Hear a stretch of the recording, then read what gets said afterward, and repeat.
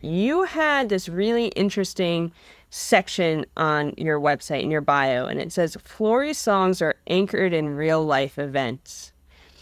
Can you speak a little bit to that? Because sometimes I think we struggle as songwriters to separate the minutia, right, of our lives into something bigger.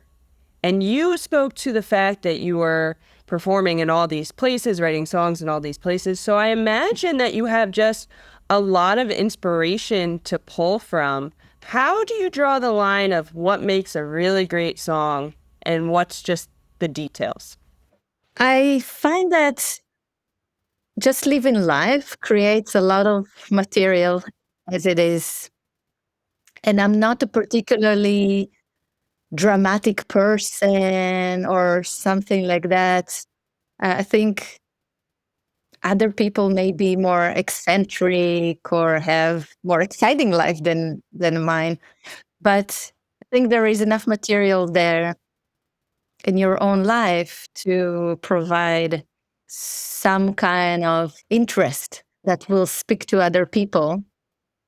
Because at the end of the day, a lot of the experience that you go through, some other people will go through.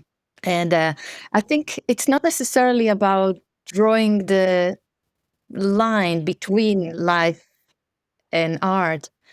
For me, it's more about connecting them because I feel like it's more authentic when I speak about something that I know from experience.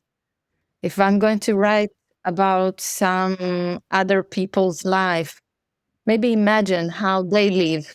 I could do that as well, but I need to find my voice in that experience. It's kind of similar to what maybe an actor goes through when they prepare for a role. They're trying to find themselves emotionally connect to the role that they're going to play. Yeah, So in that sense, you want to have that connection, and yeah, that's my way to kind of connect the art and life. Mhm. I really like it. And I, from a teaching perspective, tell my students you can't separate mind, body, voice. And I think that kind of speaks to what you're talking about, right? The singer's journey in lessons is going to show up in real life, and in real life is going to show up in the studio. And I separate it into real life in that, the studio is such a microcosm environment. So, in some ways, to your point, we want to blur those lines a little bit. You don't want to just show up in lessons and I will sing now or I will play piano now. We really want to embrace what's happening in the outside world is definitely going to make its way in. And I think, at least in my experience, what happens in this little bubble in the studio has made its way back into my world in the outside as well.